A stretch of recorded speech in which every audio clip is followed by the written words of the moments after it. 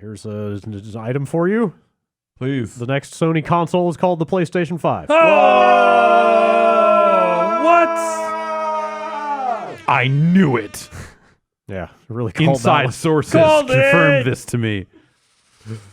Second sentence of this Jim Ryan blog post on the PlayStation blog. Today I'm proud to share that our next generation console will be called PlayStation 5 and will be launching in time for holiday 2020. Yeah. Did Madden. Yep. They did it. They did it again. Everyone said they couldn't. Mission accomplished. Yep. They did it. I think that's about all he had to say. That wasn't also in this Wired story. They've done that again. They Yeah. went back to Wired with more new details on the PlayStation 5. I really think that they it's like as they reach a next phase of disclosure to devs, they just go to Wired and dump the info on them. Yeah. That seems to be instead of what's just letting happening. it all leak. Because it flat out says in there that Because it was I think some of the stuff was just about to leak. Yeah. Honestly. Yeah, because it says flat out in here that the developers that have dev kits are just starting to get their hands on the new controller, and that's one of the big focuses of this story. Yeah. Yeah. Let's see where to start. PlayStation 5. You know why they PlayStation call it the 5? PlayStation 5? No. It's the fifth PlayStation. Oh, what? No. Don't count the Vita or the PSP. I was Oh, going to say. okay. About the TV. Yeah. That's Yeah, not a that's a Vita. PlayStation. That's a TV. Oh, I guess it's in the name. Yeah. Controller. We talked about the 3D. controller, so let's start with that. They haven't said it's called the DualShock 5 yet, but They're waiting for a separate Wired the, exclusive. The Wired piece. author says it looks an awful lot like a DualShock 4. But heavier. This isn't necessarily a considerably final heavier. form for the controller. No, though. this is described yeah. as a prototype. Yeah. But it sounds like the form factor is very similar right now. USB-C instead of micro USB. I hope it has a real. Did they talk about the D-pad? I can't remember. No, not at all. Fuck. Haptic feedback is probably the biggest feature they're pushing here instead of traditional rumble. like a higher definition of rumble is what you're saying. High definition rumble. Well, it's not just like, games use Rumble as like kind of a catch-all, like you're doing an activity. Right. But the way they kind of talked in this about it is like, you're going to be getting a different experience of if you like crash something in a car versus like climb a wall. Yeah, the writer is very positive about the kind of test stuff he got to mess around with, which of course he would be. But haptic is like what iPhones. yeah, phones, it's right? basically Yes. just the super precise programmable Yeah. vibration in like mobile devices. and Yeah, stuff like I that. think it was like older DualShocks were just like it's kind of two motors, one big, one small. Yeah. Yeah, if you've and- ever taken a DualShock Yeah. apart, that's exactly what it is. It's very unwieldy. yeah, looking. not a lot of nuance. Yeah. I guess the best example is like if you've still got an iPhone that's got the fake home button that's not a literal press, but Right. it feels basically indistinguishable from pushing a real button. It's that kind of stuff. So there's that. And they actually said they had that stuff. They could have brought that stuff to market around the time of the PS4 Pro. They've been working on it since before the PS4 came out, but they just didn't see any point in splitting the user base. Yeah. So they decided to hold off. Any more than they already were. Right. Programmable resistance in the triggers, which sounds cool. Like, Yeah. basically you can change how resistive the action is on the What am I shooting? A pistol or a shotgun? or like Yeah. like bow and arrow I is can is tell. the obvious example they gave. Yeah, of, like the more- resistance sounds Yep. different than the Xbox One triggers. When they put rumble in those triggers, Yeah. and you kind of get that feel of. It was really great in driving games. Sure. For that stuff, but this sounds like it's maybe different than that. But first can thing- achieve similar goals. maybe That came to mind for me when this was like that scene in Metal Gear 4 where you're crawling through the microwave hallway. Like, what if Sure. they made it really hard? You have to like really press those Totally. triggers down and stuff. Like, I can imagine that being used in some fun and sparse ways. Yeah. It sounds like a great way to break a controller. Yeah. Great. I mean, I can totally see like some little downloadable puzzle game coming out of Japan Studio that uses that feature in some crazy unique way Absolutely. that you've never thought of. Not just for shooters. That's pretty much it on the controller.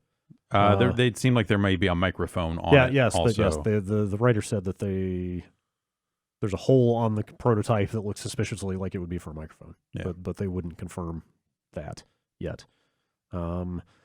They also talked some more about the SSD. Something they pointed out in this article that I don't think people really thought about before is essentially that With traditional game installs on consoles on hard drives, they replicate a ton of the data across the install a bunch of different times. That was something that even dates back to like the PS3, Yeah. like, you know, just putting things on the disc multiple times to Just because if you've got a physical read head you need to move around, then the more the data is close to the read head, the faster loads. shorter the seek times are. That is no longer a concern when you have a guaranteed SSD in there. Yeah. I think like you've been hearing about this stuff for ages, but what surprised me was the figure that Mark Cerny dropped in here, which is that in Spider-Man, there are some specific pieces of data duplicated 400 times in the game install. So, like, you can imagine a pretty good space savings.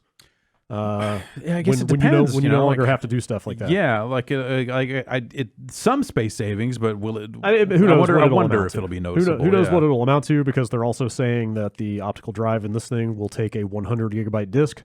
Woo! Yeah. It'll also be a 4K Blu-ray player. Okay. But yeah, like they're coming out of the gate with a 100 gigabyte capacity on the disc. So it's entirely possible that this space savings will not be realized in any way that you notice. Right. Because they're just going to fill the games with more stuff. Mm-hmm. And they also got out there talking about the UI. Like not showing what it looks like or really saying like what the exact sort of home screen design is going to be, but more talking about some abstract features. And how that stuff will tie into game installs. I'm trying to remember how they structured all this stuff. Essentially, like they're going to let you, in a lot of cases, choose like what parts of a game to install and keep installed. So, like single player campaign versus yes, multiplayer. Yeah, that is the classic example. That's kind of the only thing I can think of off the top of the head. Yeah, and you've seen like a few, like Call of Duty has done this on Steam. In years past, where you could just install one and not the other. In fact, Call of Duty, I think even on PS4, would, when you were doing your installs for it, a good number of games you could pick what you wanted to prioritize on the install. You would still install the full game, but you could at least say, hey, give me the multiplayer first. Last couple of Uncharted games did the same thing. If you can pick campaign or multiplayer first, but there was no way to say I only want the multiplayer mode in this. Right. Or like, the example is like, install the full game, finish the campaign, and then delete the campaign and keep the multiplayer. Yeah. So stuff like that, but I think the more interesting thing to me is, and this is something they're touting along with, like they're talking like instant load times, which may or may not actually be super realistic, but very quick load times at least. Right. But they are going to use that to essentially offer you sort of choice about what you jump into in a given game from the UI. Instead of having to boot the game up to a menu and do everything from in the game, you might be able to say like, browse multiplayer games from the PS5 UI, just jump straight into a game without having to go through that whole rigmarole. Or just like maybe even load your save from that load, menu and go directly to load your campaign save, like kind of remove this like barrier from getting into a game. The way they talk about, because obviously like we've had SSDs for years, right? We know more or less what SSDs do when you put them in a PC. They don't eliminate load times. No, but what we're on the cusp of is like PCIe 4.0, which is going to be like, we've had NVMe drives for a while. Like the bandwidth is like, we're getting into like order of magnitude faster territory, I think. But like, is that going to be in this, do you think? Yeah, that seems to be the sound of it. Yeah. If I'm not mistaken, like this thing is Ryzen based, and I think I want to say these Ryzen boards have that PCI Express as a core feature. I might be wrong on that. Yeah, because I'm wondering if it's something like that's like off the shelf, or it's something a little more custom. It might be. Or, that was a big thing people speculated about with that first Wired article. Was like, are they building their own thing for this? Or I feel like Microsoft also coming out and saying they have the same thing means it's going to be something that's kind of just common to the platform. You mean just in the wake of this, or because Microsoft talked about SSDs in the past? Yeah, when they both came out. Saying, hey, our console is going to load super fast. I'm guessing it's... But I guess what I'm getting at is there's super fast and there's instantaneous. And those are two pretty different things, especially in terms of like... Because like the Spider-Man video was I feel like their first thing of like, look, there's no load times. Yeah, it feels like the thing that they're pitching towards here is less about like very fast SSD and more like, hey, it's like a cartridge. You're never going to have to go in an elevator again. Right, yeah, and like stuff like that. And like, hey, what does that mean for game developers if they don't have to code in a bunch of hacky ways to hide load times? Your walk and talks, Yeah. And I think it probably just means that they have to spend all that dev time on ensuring that things load fast, and there's like not, probably not, doesn't give them more time to come up with fun new stuff. I don't know. Yeah, so that's the stuff that they're kind of hinting at here seems like a much bolder claim than just it's an SSD. Well, also don't forget that on the PC you can never design around a guarantee of that fast storage being present. Yeah, and there's some of that stuff that they get just by virtue of like being able to know that it's there on every single system. Yeah, I think that is the key difference here. Okay, because it's not like fast ass drives haven't been around on the PC for the last year or two. Right. It sounds like this could be a very significant jump. Like, I feel like the 3 to 4. I don't know if it's just the timing of like where I was as a video game player and stuff, but I feel like to me like biggest console jump was like Super Nintendo to N64. Like that was just like 2D 3D. It's like this huge like really good system to just like a heap of garbage. And you're like, what did they do? But like you know, you had the PlayStation 1 and stuff. Not specifically. You mean N64. more the generational shift than yes. And then like PS1 to PS2 was like impressive, and 2 to 3. Impressive. 3 to 4, it's like fine. Like 2 to 3 is where services started to become like like the big change from between those generations was the internet and what the internet meant for consoles and stuff and like like that. how people play the video games changed. But like this to me feels like it has the potential. Like if they're serious about this performance and load stuff, like could really realistically change like what you can do in a video game. I think so, but maybe I don't know. Like, or does it just make the things you do in a video game happen more quickly? Well, I think that's like what you get enough for the for first. me. Right, that's what happens in the first wave, the first few years. But then when people really start poking around in it, if it's like as robust as they say it is, I think you could get some developers like get really weird with it. Yeah, do you end up getting like, okay, we're not going to have zones in our game? At a minimum, you start seeing like games that are just one entire open world. Right. With no loading, no anything, no barriers potentially. Yeah, man. No barriers, man. No borders. No walls. What can my head conceive? Turned it into a video game. I mean, again, the proof will be in the pudding. Maybe we're talking loading times of 2 to 3 seconds, not like 0.3 of a second. Like it may not be literally instantaneous. Like fast enough to disguise by like your character like looks up in the sky and sees like a weird dragon fly by, and then all of a sudden it's looks down and it's a whole new area. I mean, you remember the PS3 being billed as a 1080p console out of the gate. You know, like there may be a little bit of like, but like, so what's the language? Like, how much language do they spend talking about the load time stuff in this article? Not that much. Okay, it's more that they established that in the previous article, and now they're saying here are some of the ways we're going to actually use that built into the UI. Got it. To kind of change the way that the gaming or the games are offered to people and accessed. But they don't they're not out there quoting a bunch of like load time figures in this or anything.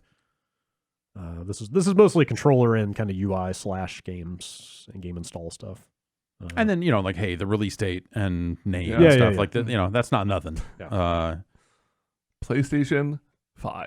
Good. Like, get it out of the way, right? Yeah. Like let Microsoft drop the ball on this one. Sure. Yeah. Let them announce their weird ass name console and be like, we know what's going on over here. It's PlayStation 5. They should just call it Xbox. Yeah. What if they finally just get done with it? Just be done with it. You can't call it Xbox after Xbox One. The Xbox One thing. The Xbox One should have been called Xbox. I agree. But they didn't do that, and that's good because with the way that generation went for them.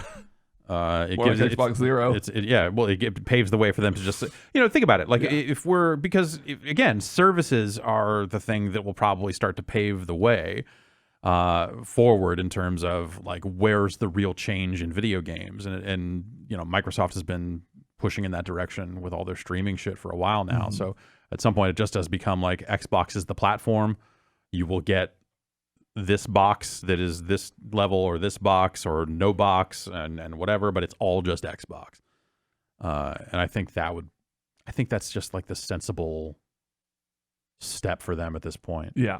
They can still have sub names for like, oh, this is making it more about like embracing the Xbox brand rather than a specific SKU or whatever. Yeah. Like if that's truly the direction they want to go in, then I think that the time is right for them to not come up with some goofy ass name, not call it the Xbox 4. No, it would be the Xbox 6 if they were to 6. Like you mean like lump in like the X and stuff like that? Maybe. Yeah. Xbox or just Infinite, like count all of it. Xbox Infinite. You can see that Xbox Infinite, Halo Infinite is a launch game. Like there's a direction to go there. Does that mean every game now is something just like Super Nintendo? Yep. Gears of War Infinite. Yeah. Yep. Sure. Pirates of Infinity. Yep. Yeah. Exactly. Disney Infinity is coming back. Yeah. It'd be Xbox Disney exclusive. Infinity. Yeah.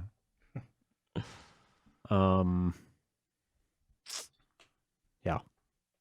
I started to go down the rabbit hole of Googling some benchmarks of current NVMe drives, but I don't think we really need to fuss with that right now. Yeah. But I think some of the most high performance SSDs on the market right now are we're talking about transfer rates on the order of gigabytes per second. Right. So like if that is actually the case, then like they really could be telling the truth about what this thing's going to do. Let's hope. We'll see. Because it sounds pretty awesome. Yeah, that's yeah. Like I said, I think that sounds bold, just from a tech claim perspective, not necessarily from. It certainly seems like the most significant change. Yeah, I mean, we're talking about haptic feedback. Sure, that's great, fine. but the biggest triggers jump is a neat gimmick, but yeah, the biggest jump for sure is going to be this fast loading. Just think about the amount of time you sit around just waiting. Yeah, but like playing a console game. That's great, but like that's a convenience feature, right? Yeah. I mean, it's not something, or could it be something that is actually pushing games and game design forward? I think that's the thing I look at and go like, okay, is this like what's going to change about video games over the next 5 years? Like we can talk about the services all day long and the streaming stuff if that comes to fruition. Stuff. I mean, and fast loading and stuff like that. But like, what is the impact that stuff will have on how games are designed? I think that's the stuff that exactly. That's the. There are some quotes from an EA exec in there about I think the phrase machine learning is dropped. Sure. But talking about like compute on the GPU and things they'll be able to do with like AI and stuff like that. Okay. They confirmed 100 gigs. Those discs will hold. People put a lot of moves and stuff on those discs. It's going to be a lot of lampposts. Yeah. They confirmed there's hardware ray tracing stuff in there. Like Mark Cerny seemed very adamant that people know that there is hardware acceleration for the ray tracing and it's not a software thing. Sounds very capable. Yeah. Overall. That's great. Yeah. But I still don't see them like shooting for the moon with this. Like, their expectations are not nearly as high as like a regular console generational leap. Do you see what I'm saying? Kinda. I mean, I think that's just the nature of things is that we're in a very iterative mode we're getting now. Diminished returns. Yeah, with each. I mean, if you're talking load times that are a tenth of what they used to be or less, sounds great. That is a massive leap. That is. The ray tracing stuff as well. But like, when you were looking at what the graphical capabilities, when you're looking at like what these games are likely to look like and ray tracing and that sort of stuff, it's like, okay, we're getting there. Some of that stuff already exists on PC and how is it going to look in comparison? And like, will anyone prioritize frame rates now? Or are we still no. Can get 4K 30? Probably. The best looking 4K 30 you ever saw? Probably.